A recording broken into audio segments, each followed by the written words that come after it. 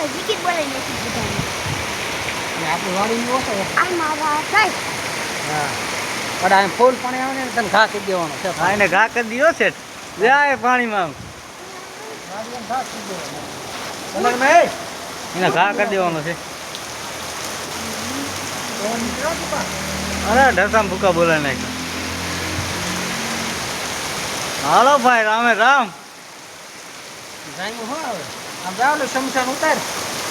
સમસન આવી ગયો હાલો